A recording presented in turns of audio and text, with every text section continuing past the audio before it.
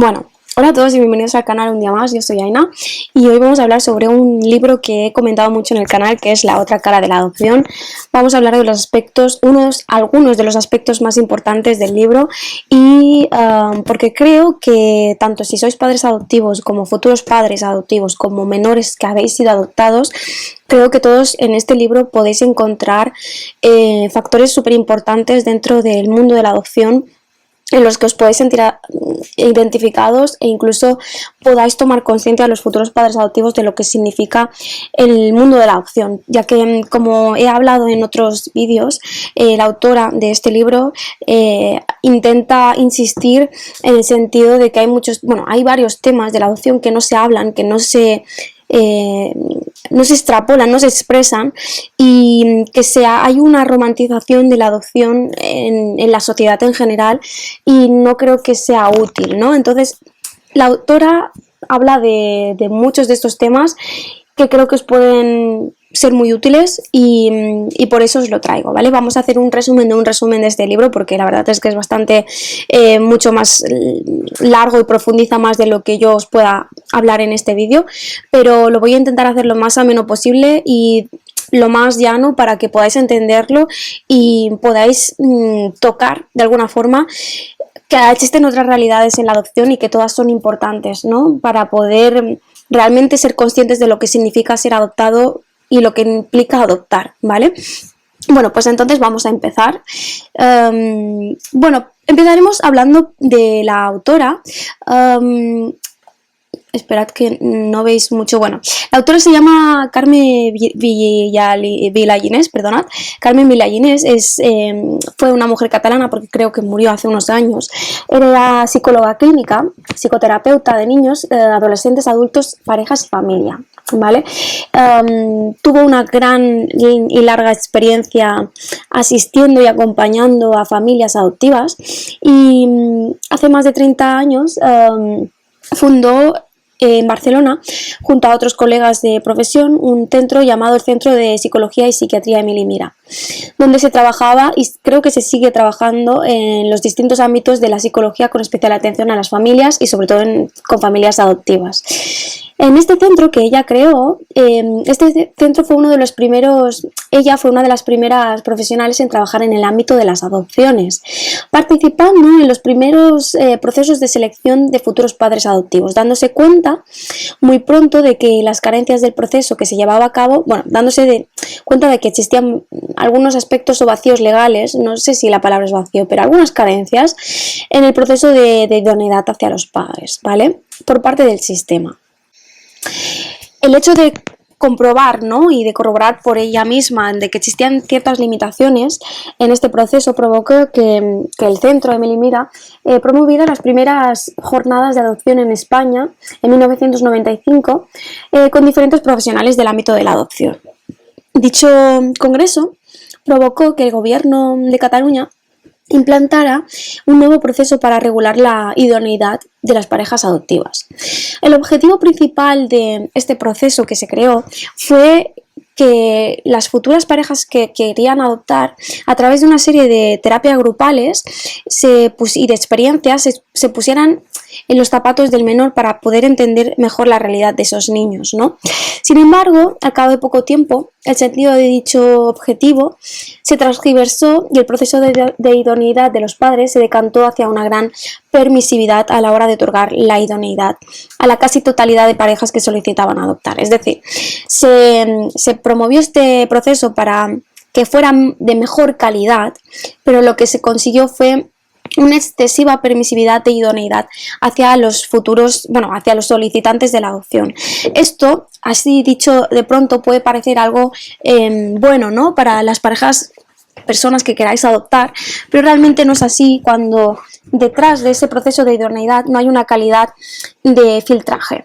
Y cuando hablo de filtraje no hablo de que hayan personas que sean óptimas o no sean óptimas para ser padres. El proceso de idoneidad no habla tanto de que unos profesionales os estén midiendo con lupa a ver si sois buenos padres o tenéis capacidades parentales. Lo que lo que se evalúa, más allá de aspectos más materiales como la economía, etc., habla más de la capacidad psicológica y emocional que los padres o los solicitantes sean capaces de soportar, porque habrán situaciones y crisis emocionales que si los padres no saben abordar, será muy difícil tener una convivencia armoniosa y sana con los niños, ¿vale? No en todos los casos, ¿no? Pero sí que hay casos que sí, ¿no? Entonces, en parte por eso se creó el proceso de idoneidad. Y bueno, como Carmen vio que el objetivo de este proceso se transgiversó completamente y se pasó a una excesiva permisividad de todos los solicitantes para adoptar a los menores, como iba en contra de los valores de Carmen y de muchos de sus compañeros de trabajo, se les apartó a ella y a sus compañeros del propio proceso de idoneidad, ¿no? Esta experiencia hizo que la autora, bueno, y aparte de constatar, ¿no?, de que había una mala praxis que promovía la administración en temas del proceso de idoneidad, fue uno de los principales motivos por los que la autora decidió escribir este libro, La otra cara de la adopción, ¿vale? Y aquí vamos a empezar de lleno con el libro, aunque en este vídeo os voy a explicar cosas bastante de puntitas, ¿no?, porque si no se me hará muy largo. Para Carmen, si hay niños que son abandonados y maltratados, se les debe ayudar, obviamente, para garantizar su bienestar. Y en muchos casos la adopción puede ser una vía excelente para garantizar el bienestar y el progreso de dichos niños, y que además normalmente puede dar mucha felicidad a las diferentes partes implicadas de la adopción, tanto a los padres adoptivos como al niño, ¿no? Sin embargo, según la propia experiencia de la autora, su profesión y su largo recorrido laboral le ha hecho entrar en contacto a lo largo de muchos años con familias adoptivas que por diferentes motivos sufrían mucho. Este libro nace de la necesidad de la autora de tratar ciertos temas que son considerados tabú por gran parte de la sociedad. También por parte de algunos profesionales de la psicología incluida, también trabajo social, educación social, y especialmente por los medios de comunicación, porque hay un excesivo romanticismo de la adopción, ¿no? Según la autora, dichos temas deberían ser divulgados y conocidos con tal de evitar sufrimientos inútiles. Sobre todo porque a lo largo de su propia experiencia se ha dado cuenta de lo mucho que sufren muchas familias adoptivas, precisamente porque no tuvieron, antes de adoptar, los conocimientos necesarios, y también porque antes de dar el paso definitivo no sabían en qué se estaban metiendo y en consecuencia no pudieron tomar las medidas preventivas más adecuadas.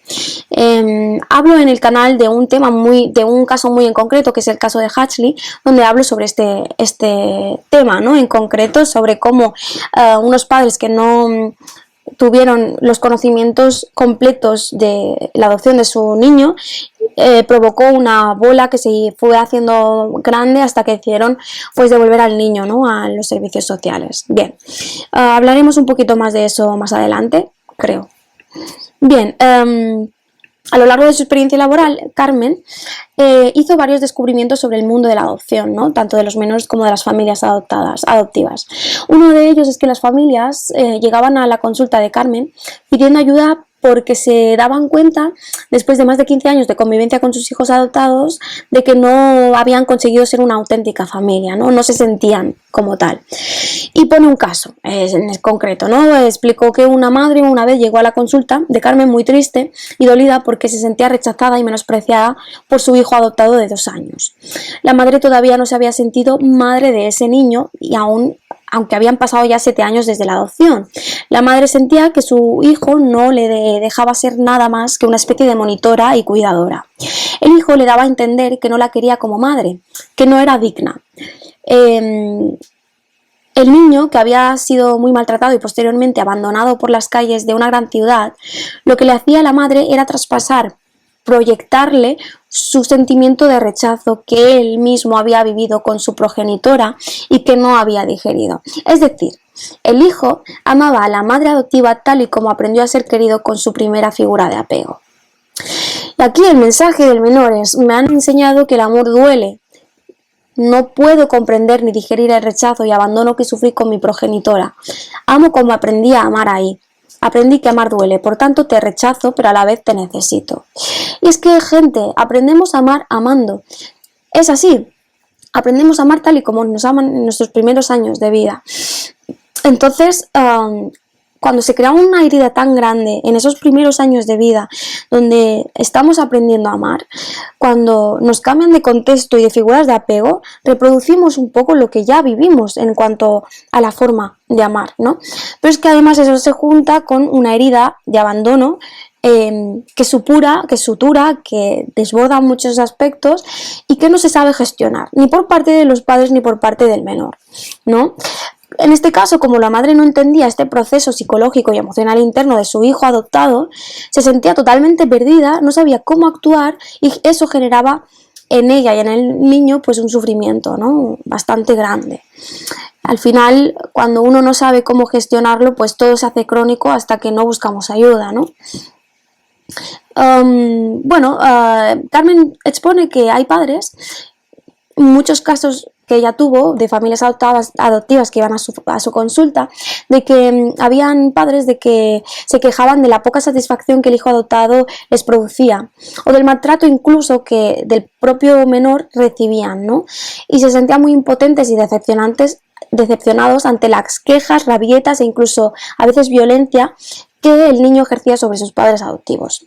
Hay padres que descubren que jamás han podido entender a su hijo, se sienten culpables por ello, no pueden evitar preguntarse qué es lo que han hecho mal en su paternidad y a menudo estos padres se sienten desbordados por el comportamiento de su hijo y como no entienden qué está pasando, en lugar de reaccionar con madurez, llegan a reaccionar incluso contra su propia voluntad, con violencia verbal, a veces incluso también física. Es decir, estos casos, gente, existen. Existen casos en los que el niño, por sus traumas, no es capaz de vincular sanamente con sus padres adoptivos, los padres adoptivos no saben gestionar lo que está pasando porque tampoco lo entienden, no saben pedir ayuda y generan tal grado de frustración, impotencia y dolor que muchas veces pues, los padres terminan reaccionando desbordados emocionalmente, incluso a veces llegando a maltratar o con violencia a sus hijos. Son pocos los casos que yo a nivel personal he conocido, pero sí existen. Un momento que se me ha ido la cámara y no sé por qué. Ahora, perdonad, Carmen explica que una de las cosas, una parte muy dura de su propia profesión es que expone o que descubre es que es muy duro tanto para el profesional como por parte de los propios padres descubrir después de 2 o 3 años de la adopción eso que los profesionales no pudieron detectar y advertir antes de que se llevara a término la adopción, que dichos padres no estaban capacitados para ocuparse de una criatura con tantas necesidades especiales porque ellos mismos se sienten tan o más necesitados que su hijo. Y aquí pues vuelvo a sacar el caso de Hatchley. Hatchley fue un niño que fue adoptado por una familia americana y que tenía muchas necesidades físicas, mentales y muchas deficiencias y creo que psicológicas. Voy a intentar explicar un poquito la complejidad o el contexto, lo complejo del contexto de la adopción, porque no siempre es tan fácil, ¿vale? Como los profesionales no supieron o no a veces saben advertir esto. Bien, aunque en España la adopción es pública y tiene que ser pública, o sea, no hay parte privada de la adopción. Cuando hablamos de la adopción internacional, España tiene unos acuerdos, creo, con instituciones de los otros países, ¿no? Por ejemplo, China, ¿vale? Pero a veces, ¿qué pasa? Que hay niños menores que son adoptados de otros países, incluso del propio país, que no se sabe su biografía, que no se sabe exactamente lo que ha vivido, lo que ha pasado. Entonces, por ejemplo, Hatchley fue un bebé que fue adoptado que no se sabía que tenía autismo, porque es que además el autismo solo se puede diagnosticar al cabo de que el niño ya tiene una cierta edad, no se puede diagnosticar antes o cuando solo tiene unos meses, y menos el grado del autismo, ¿no? Entonces, claro, muchas veces se adoptan niños con necesidades muy especiales y muy específicas de los cuales los padres no están adoptivos preparados para hacerse cargo y cuando descubren lo que está pasando y las necesidades reales de ese niño se sienten desbordados porque no pueden hacer frente a tantos factores estresantes y a tantas necesidades y es una a veces de las causas por las que los padres deciden devolver los menores a los servicios. Casi siempre, bueno, casi siempre no lo sé, pero muchas veces antes de que se formalice la adopción, después de ese proceso de acogimiento, ¿no? Lo digo porque no es tan sencillo en un bebé tan pequeño entender cuáles serán en un futuro sus posibles secuelas, ¿vale? Tanto a veces físicas como mentales y psicológicas. Las razones por las que padres adoptivos piden ayuda a un terapeuta o a los servicios sociales son varias, pero hay un factor común en todas ellas, y es que todas las familias adoptivas con problemas llegan a la consulta o llegaban a la consulta de Carmen con mucho sufrimiento acumulado a lo largo de los años y con un fuerte sentimiento de vergüenza, culpa y fracaso. ¿Por qué? Pues porque hay vergüenza por ese deseo de ser padres, de que yo creía que lo podría hacer bien y resulta que hay algo que no sé qué estoy haciendo y me estoy equivocando. La culpa, la vergüenza, todo se junta y genera pues un ambiente de sufrimiento constante durante muchos años, sobre todo cuando hay padres que no se atreven por miedo, por culpa, por vergüenza a pedir ayuda, ¿no?, a los servicios sociales, y cuando la piden normalmente es después de un tiempo pues muy largo de acumulación de sufrimiento, ¿no?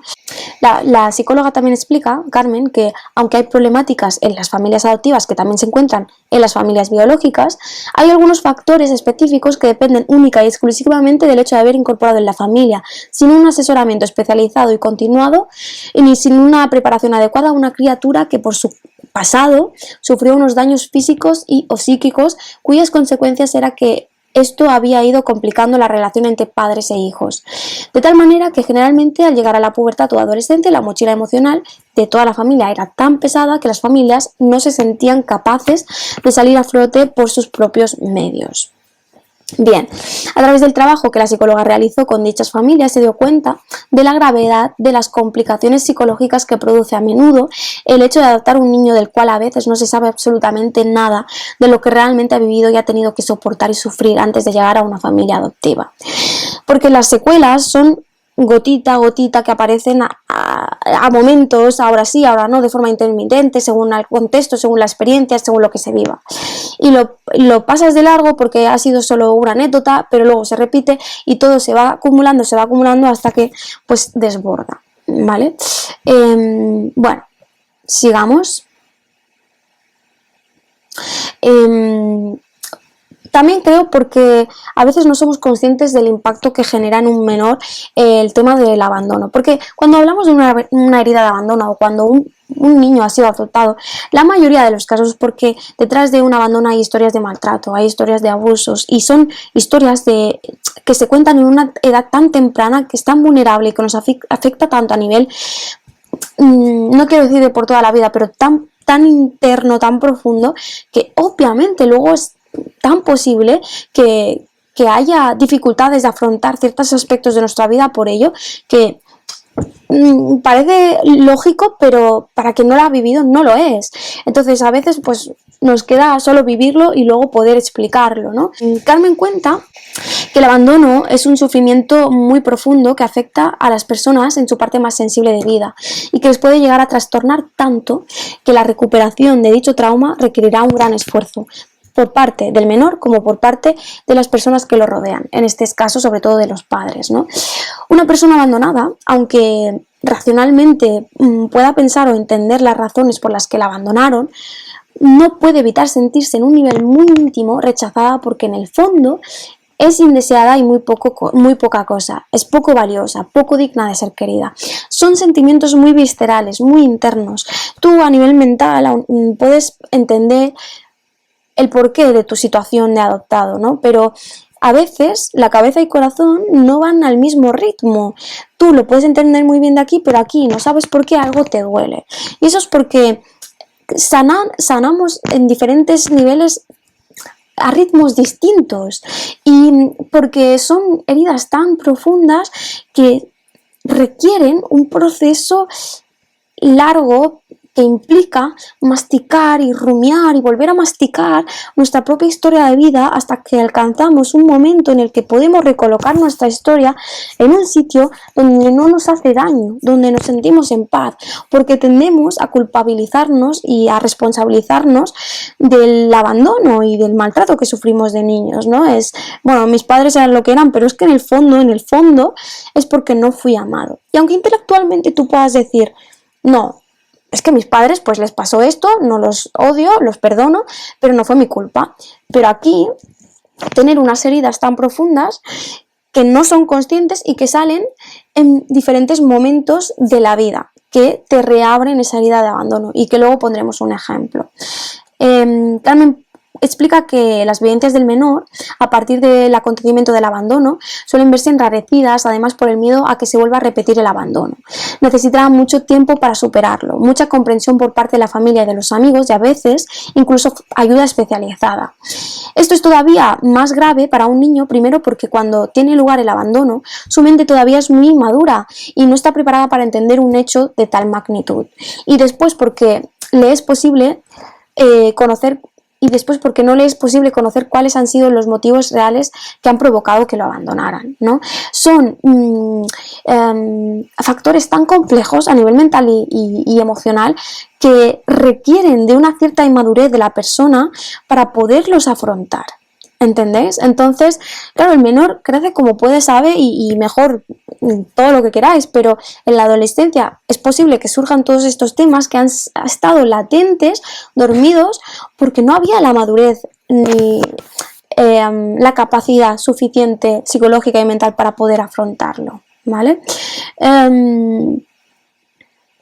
Luego, bueno, explica que en el mundo interno del propio menor puede haber los mismos miedos y dudas inconscientes que amenazan a los adultos, pero sin capacidad para poder gestionarlo ni comprenderlo, es lo que os acabo de comentar.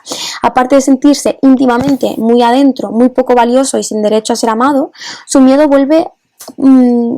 volver a ser abandonado puede llegar a ser muy elevado, llevándolo a situaciones cotidianas que le provoquen una gran ansiedad. Por ejemplo, esperar a su padre o madre adoptiva a que le vengan a buscar en la salida del cole. ¿Por qué? Como ya ha vivido un abandono, el esperar a un padre o a una madre adoptiva con su historial, pues le puede llegar a entrar ansiedad de decir, ¿y si viene? ¿Y si no viene? Porque ya me han abandonado una vez, ¿sí me vuelven a abandonar una segunda vez? Ahí hay una parte que no ha sanado de su herida de abandono en el fondo, ¿soy digno o no soy digno de ser amado? ¿Soy digno de que me vengan a buscar y no me dejen?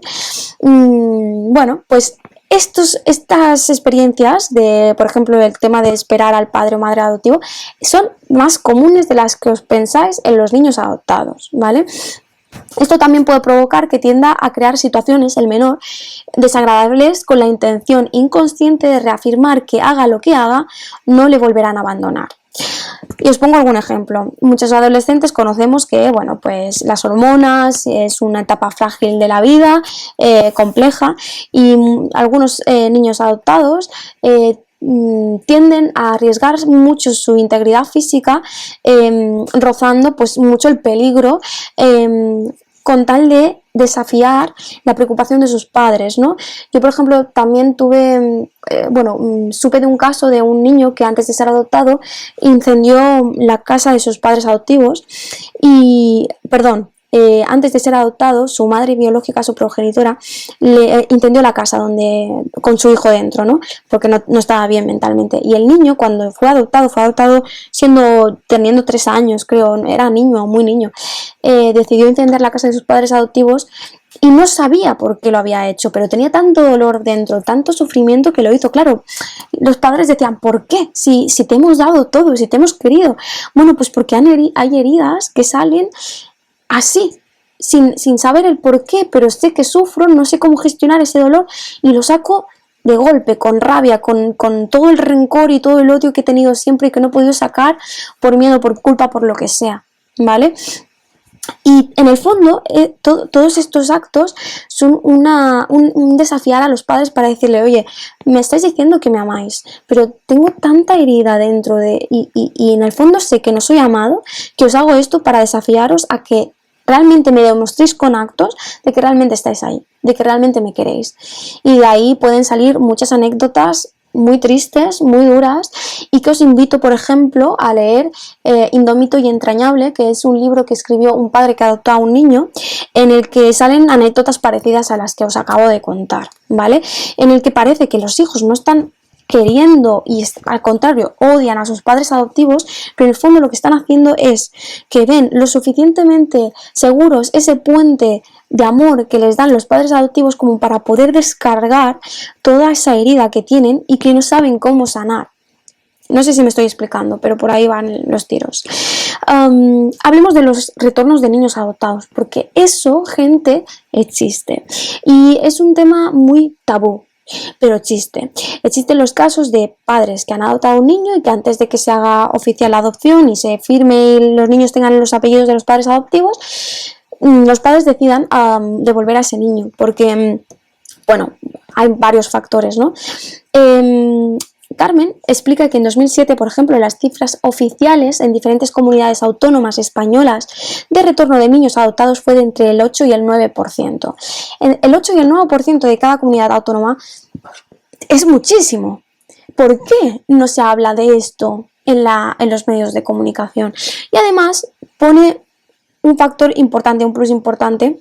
Carmen explica que esas cifras no son muy fiables porque a veces hay dificultades de conexión, sobre todo en el pasado, entre los diferentes servicios, de manera que de golpe se encuentran con casos de niños que han ido pasando de institución en institución y de servicio en servicio y que nadie sabe ya si fueron adoptados y devueltos, de manera que estadísticamente no están contabilizados a nivel real las cifras, porque seguramente son más elevadas de las que aparecen en el papel, ¿vale? Sobre todo esto pasaba antes cuando había más dificultad para plasmar la información en internet, etcétera, ¿no? Pero esto pasa y pasa más de lo que creemos. Bueno, hablemos de las causas por las que se devuelven los niños, ¿vale? Según Carmen, hay dos razones principales por las que los padres adoptivos deciden devolver a los niños. Hay varios factores más, pero estos son las principales. Uno es porque hay padres adoptivos que han sido mal seleccionados para una adopción. Suena muy mal esto, pero es verdad, gente. Es decir, se les dio la idoneidad cuando realmente no estaban preparados todavía para adoptar, ya que al ver las dificultades normales que implica adoptar a una criatura que ha sido que ha sido abandonada, no son capaces de entenderla y mucho menos de hacerse cargo de ella, y por eso deciden devolverla, ¿vale? Esto parece muy fuerte, pero es que es la verdad, y esto se va agravando hasta que hay situaciones que no se pueden sostener más, entonces deciden devolver a ese niño, ¿no? Y por otra parte, otro factor es que hay casos de niños que por sus gravísimas deficiencias específicas, físicas y o psíquicas, y por las atenciones especializadas que necesitan y requieren, no deberían haber sido dados en adopción jamás. Y puedo hablar de Hatchley, pero puedo hablar de otros muchos niños que pasaron por algo así. Por eso, gente, insisto tanto, y es tan importante que cuando en el proceso de adopción os dan un papel donde tenéis que elegir en qué circunstancias os gustaría adoptar a un niño, qué tipo de niño os gustaría adoptar. ¿Estáis dispuestos a adoptar un niño con discapacidad? ¿Estáis dispuestos a adoptar un niño con enfermedades físicas o mentales? ¿Estás dispuestos a adoptar un niño a partir de los 3 años, a partir de los 7, de los 10, de los 12, de los 15? Todo este tipo de circunstancias de vida que rodea a un niño. Y es muy importante que ahí hagáis introspección con vosotros mismos y seáis lo más honestos posibles, gente. Porque no ser entre comillas egoístas en ese momento, que no ser egoístas, es ser honesto con uno mismo y saber qué límites tengo yo como madre o como padre y saber hasta dónde yo puedo llegar y dar.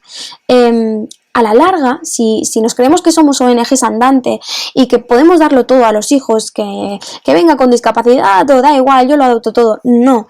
Es importante que te conozcas y sepas allí donde puedes dar lo mejor de ti, porque allí donde crees que sí pero no, estás fallando.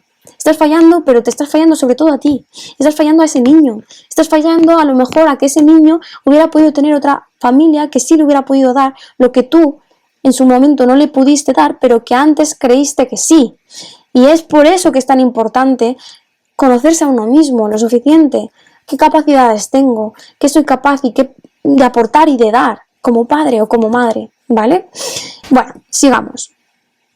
Parejas que no pueden tener hijos biológicos. Esto es importante porque sé que gran parte de personas que deciden adoptar lo hacen porque no pueden tener hijos biológicos, ¿vale? A ver, dame un segundito. Vale. Cabe considerar también pues, el sufrimiento de las parejas que no pueden tener hijos biológicos, obviamente, ¿no? Después de muchas experiencias cargadas de decepciones por convertirse en padres biológicos, estas personas tienen que ir haciéndose la idea de recorrer, bueno, tienen no, muchas veces se van haciendo la idea a adoptar como el único camino para poder conseguir su paternidad, ¿no? Son personas que suelen sentirse inconscientemente merecedores de lo que piden, deseando que los profesionales también lo vean así. Y no pueden entender de ninguna manera, no muchas, pero, o sea, no todas las personas, pero sí muchas, no pueden entender de ninguna manera que se puedan encontrar ante una negativa. En el fondo de sí mismas también se sienten abandonadas, en este caso por el hijo biológico que no pudieron tener. Muchas de estas parejas con problemas para engendrar, cuando llegan y piden una adopción, saben que están quemando como su último cartucho para poder ser padres, ¿no?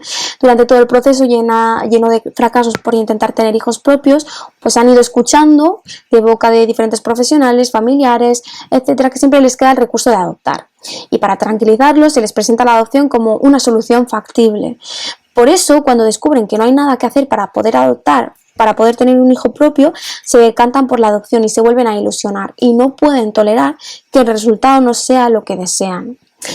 Porque claro, a veces pues no se les da la idoneidad, ¿verdad? Entonces, llegados a este punto, otra negativa, por muy bien argumentada que esté y se les dé por parte de los profesionales, hace que su desespero vaya acompañado de una fuerte rabia, ¿no? Se sienten aptos para hacer lo que se proponen y llenos de amor para una criatura desvalida que está esperándolos.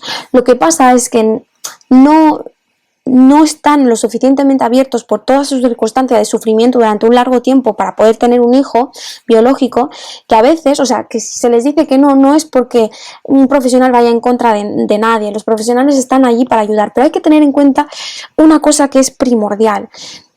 Cualquier servicio social, cualquier estado, no está para para poder ofrecer a unos padres un hijo. Está para poder ofrecer a un hijo unos padres, gente. Y eso es así, porque un padre o unos adultos pueden vivir sin poder tener hijos y vivir relativamente bien y ser felices, porque no es una necesidad, es un deseo ser padres. En cambio, un hijo podrá vivir en una institución, por supuesto, pero las secuelas emocionales que puedan surgir de toda esa experiencia de vida, es muy probable, o hay muchas más probabilidades de que crezca torcido, por decirlo de alguna forma. Entonces, el Estado lo que busca, la prioridad máxima, es darle a unos padres o el mayor bienestar a ese menor.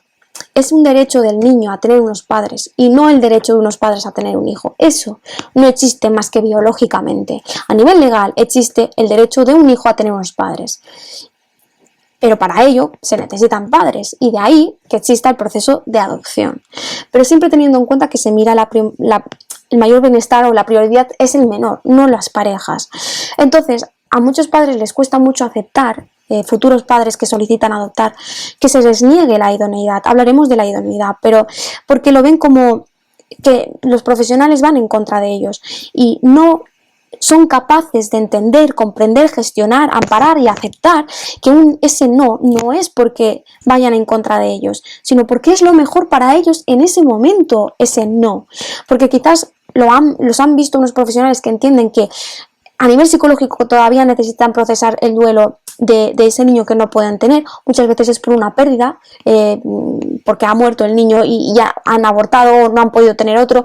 Entonces hay una serie de dolor y de duelo que necesita procesarse, que si no se procesa cuando se adopte, inconscientemente se va a intentar sustituir ese niño perdido a través de ese niño adoptado. Y eso no es justo, ni para los padres ni para el niño. Entonces, todas estas parejas, ¿no? Que no pueden tener hijos biológicos y no pueden conseguir o no consiguen la idoneidad, con frecuencia por lo que viven, lo viven muy mal, porque el mensaje que reciben es como que no son buenas personas, o que se les llega el mensaje de que no son lo suficientemente buenos padres. Pero es que una idoneidad no trata de examinarte en plan, a ver qué tan buen padre eres, sino qué tan de recursos emocionales, psicológicos y mentales tienes, aparte de económicos, como para darle las mayores posibilidades a ese niño para poder tener una vida digna y normal, ¿vale? Entonces el mensaje es: todavía no estás preparado para acompañar a una criatura con secuelas psicológicas y emocionales que seguramente van a removerte por dentro, que seguramente no vas a poder gestionar, que te va a desbordar, que te vas a frustrar, que va a frustrar al menor, que es que nadie va a salir feliz ni indemne de eso. ¿Se entiende? El por qué es tan importante que a veces haya un no. Y no es porque no puedas ser padre, es porque es lo mejor para ti, para ese niño. Bueno, sigamos. También explica que su experiencia como psicóloga clínica le ha hecho encontrarse con familias adoptivas que no podían avanzar en sus vínculos con sus hijos, ¿no? Su experiencia laboral le hizo ver que la sensibilización y la información, esto es importante, a la población en general sobre la conflictividad normal inherente en los casos de adopción y sobre la posibilidad de encontrarse con conflictos difícilmente resolubles era muy deficiente. Voy a explicarlo de otra forma porque esto ha sonado súper técnico. Lo que intenta decir aquí es que Carmen se dio cuenta a lo largo de toda su experiencia laboral que conflictos que muchas veces eran muy difíciles de resolver a nivel de dinámica familiar con el menor adoptado, porque ese menor tenía unas secuelas tan profundas que era muy difícil de gestionar, y también pues, a veces por otros factores que influyen, como por ejemplo una dificultad de madurez emocional por parte de los adultos para poder sostener, amparar, gestionar, ayudar al menor a gestionar todo ese dolor, ¿no? Pues hacía que las familias adoptivas pues tuvieran mucho sufrimiento, ¿no? Y toda esta trastienda, trasfondo, detrás de bambalinas, no salía en los medios de comunicación, no se expresaba, solo se daba pues la parte romántica y bonita de la adopción, ¿no? Explica que los medios pues solo se habla del gozo y la satisfacción de adoptar y lo que aporta de bueno, ¿no? Ayudar a crecer a un niño desamparado. Ya me entendéis. Pero si solo aparecen comentarios de este tipo, sirven de muy poco a los futuros padres adoptivos, ya que se les fomenta y acrecienta su convencimiento e idea de que todo será bonito y satisfactorio. Y no, gente, como todo en la vida, habrán cosas estupendas y cosas que no tanto. Y está bien. Además es un pez que se come la cola, porque ¿qué pasa? Que si no se ha escuchado nunca y yo soy una madre adoptiva y adopto a un niño y resulta que tengo muchos problemas con ese niño, me dará vergüenza y me sentiré culpable por expresarlo, porque como no lo he visto en otros sitios, no lo he escuchado, sentiré que soy yo la fracasada como madre y me tendré a culpar a mí como madre o como padre, ¿no? Y nos hace un flaco favor a todos, porque esto va a generar dificultades en mí para buscar ayuda externa. Entonces, bueno, para que lo sepáis. Bueno, perdonad porque ha habido un problema técnico, creo que ya más o menos está arreglado. Bueno, entonces, lo que quiero decir es que cuando han habido tantas dificultades para tener un hijo, hay muchas más barreras, ¿no? Parece como que los profesionales, la sensación que tienen es de que les están impidiendo poder obtener ya en el último recurso pues un hijo, ¿no? Cuando parece que se les olvida que el Estado y los profesionales del ámbito de la adopción y del menor están allí para dar lo mejor al menor. Y las negativas o una negativa de idoneidad es vivida con mucha angustia y con mucho recelo hacia los profesionales, ¿no? Y aunque los profesionales, cuando les explica que puede ser difícil ayudar a niños que han sufrido graves carencias afectivas y psíquicas desde el inicio de sus vidas y que a veces también han recibido maltrato, o bien no lo creen, o ni tan siquiera escuchan, o simplemente piensan que ellos con su gran carga amorosa serán capaces de salir adelante, cosa que son creencias que vienen también un poco impuestas por la sociedad, la cultura y los medios de comunicación, que tienden mucho a romantizar, ¿no?, el proceso de adopción. Y yo siempre creo que todo es bienvenido en su justa medida, ¿no? Y está bien explicar las cosas buenas de la adopción siempre y cuando no ocultemos las partes más difíciles. Bueno, si seguimos, aquí nos encontramos con, bueno, que la autora considera que conviene que los posibles padres adoptivos y la población en general pues pueda disponer de una información completa, neutra y sobre todo objetiva, precisamente por esto, para que no se extrapole o se vaya a un extremo de hablar solo de lo positivo y no hablar de lo negativo, que haya una perspectiva más holística de lo que significa el mundo de la adopción, ¿no? En todos los ámbitos, en todos los niveles y de todas las formas, ¿no? Sin eso es muy difícil que durante el proceso de exploratorio que tiene la misión de ver si dichos padres son idóneos o no, puedan hacerse cargo de la complejidad de la realidad de la adopción, los futuros padres adoptivos, porque van como si los profesionales fueran sus enemigos, ¿no? Cuando alguien se siente obligado a someterse a unas entrevistas que además de verlas como un obstáculo incómodo, las considera inútiles, es imposible que una persona que vea con neutralidad al entrevistador, al profesional. Lo suelen sentir como alguien que tiene poder y niños para dar, pero que en realidad no les quiere dar y hará todo lo posible para descartarlo como padre adoptivo. Son creencias muy inconscientes, pero que tienen algunos padres, ¿no? Futuros padres adoptivos, viniendo de ya el sufrimiento de haber perdido un niño biológico, no haberlo podido tener, etcétera. Entonces, he intentado resumirlo lo máximo posible, ¿vale? Para que lo entendáis, y aquí expongo un poquito pues la información que este libro os puede aportar. Por una parte, da o menciona los aspectos de psicología general sobre las necesidades de un niño para poder desarrollarse como persona, los efectos que la desatención de estas necesidades le pueden producir a un niño, la influencia del psiquismo en la infertilidad, requisitos que las personas que desean adoptar y sus respectivas familias deberían tener para poder hacerse cargo de un niño que ha sufrido graves carencias emocionales y generalmente también físicas. Y por otra parte, da información sobre algunas de las cosas que casi nunca se comentan públicamente sobre la adopción y que deberían conocerse para que se pueda encarar la adopción con conocimiento de causa. Es prioritario entender que acudir a profesionales especializados no pone en duda las capacidades de un padre de ser padre.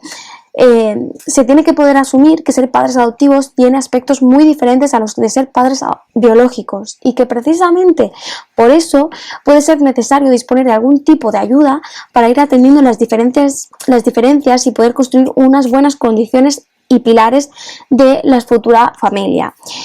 De la misma manera que toda familia responsable visita periódicamente al pediatra para tener cura del desarrollo de sus hijos, en el caso de las adopciones, considera Carmen, donde las criaturas han sufrido un fuerte impacto emocional, se debería prever la posibilidad de consultar también de vez en cuando un especialista que tenga cura del desarrollo psíquico del niño.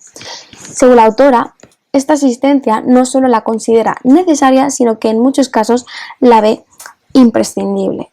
Y bueno, más o menos esto es lo que os quería comentar del libro. Tengo bastantes problemas con el tema informático. Si logro no tener y que me vaya bien, voy a ir subiendo más sobre el tema de la adopción y sobre todo el tema de la otra cara de la adopción, porque se tocan temas que son muy interesantes y que creo que pueden ser muy útiles, ¿vale? Donde profundiza mucho más a nivel de padres e hijos y lo que afrontan a menudo en su crecimiento como familia adoptiva, ¿vale? También habla de aspectos más profundos psicológicos y emocionales de un menor adoptado, ¿no? Cosa que también es muy interesante también para aquellas personas que han sido adoptadas y que han podido vivir ciertas circunstancias que no han encontrado una respuesta o no la han comprendido muy bien y que creo que con este libro sí podrían entenderlo, ¿vale? Nada, os dejo aquí porque ya se me ha hecho muy largo el vídeo. Espero que estéis muy bien. Os deseo felices fiestas y un feliz año nuevo. Chao.